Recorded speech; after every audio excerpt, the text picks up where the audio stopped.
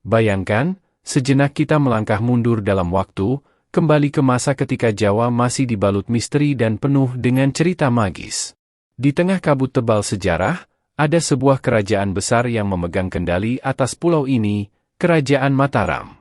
Sebuah entitas yang tak hanya menjadi pusat kekuasaan, tapi juga sumber dari beragam mitos dan cerita rakyat yang hingga kini masih hidup di benak masyarakat Jawa. Namun, di balik legenda dan kisah mistisnya, ada fakta-fakta tersembunyi yang jarang terungkap ke permukaan. Apakah Anda siap untuk mengungkap tabir misteri yang menyelimuti babat tanah Jawa? Mari kita mulai dari awal mula, saat Kerajaan Mataram masih dalam bentuk kerajaan Hindu-Buddha di abad ke-8. Kita tidak hanya akan membicarakan fakta sejarahnya, tetapi juga mencoba merasakan atmosfer keagungan yang dulu pernah ada. Bayangkan, sebuah kerajaan yang dibangun di atas dasar spiritualitas dan kepercayaan terhadap kekuatan supranatural. Para raja dan penguasa bukan hanya pemimpin politik, tapi juga dianggap sebagai penghubung antara dunia manusia dan alam gaib. Pernahkah Anda mendengar tentang kisah mistis Ratu Kidul yang dikatakan memiliki hubungan erat dengan para Raja Mataram? Ratu Kidul, sosok penguasa Laut Selatan, dipercaya oleh banyak orang Jawa sebagai pelindung kerajaan. Namun, bagaimana mitos ini mempengaruhi politik dan kehidupan di istana?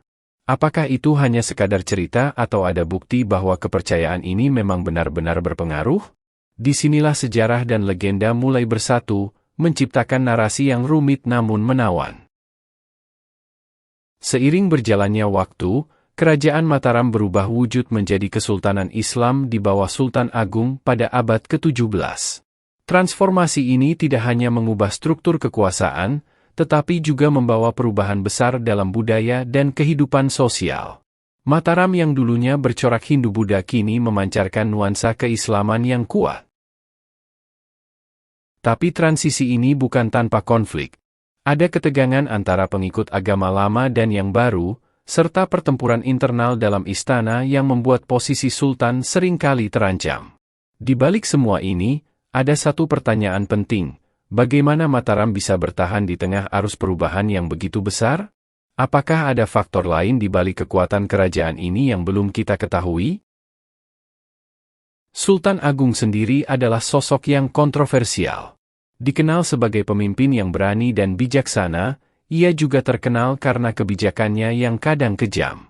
Tapi apa yang membuatnya begitu istimewa? Bagaimana dia bisa menggabungkan elemen-elemen lokal dengan kekuatan baru yang datang dari luar? Tidak ada kerajaan besar tanpa cerita yang luar biasa. Begitu pula dengan Mataram. Selain kisah Ratu Kidul, ada banyak mitos lain yang berkembang di sekitar kerajaan ini. Misalnya, cerita tentang keris pusaka yang konon memiliki kekuatan magis, atau tentang pohon beringin keramat yang menjadi simbol kekuatan dan keabadian kerajaan. Namun, di balik mitos ini, adakah kebenaran yang bisa kita gali? Apakah cerita-cerita ini hanya dibuat untuk menakut-nakuti musuh, atau ada sesuatu yang lebih mendalam yang tersembunyi di dalamnya? Dalam menjawab pertanyaan ini, kita akan menjelajahi cerita rakyat, naskah kuno, dan berbagai sumber lain yang mungkin memberikan petunjuk tentang kebenaran di balik mitos.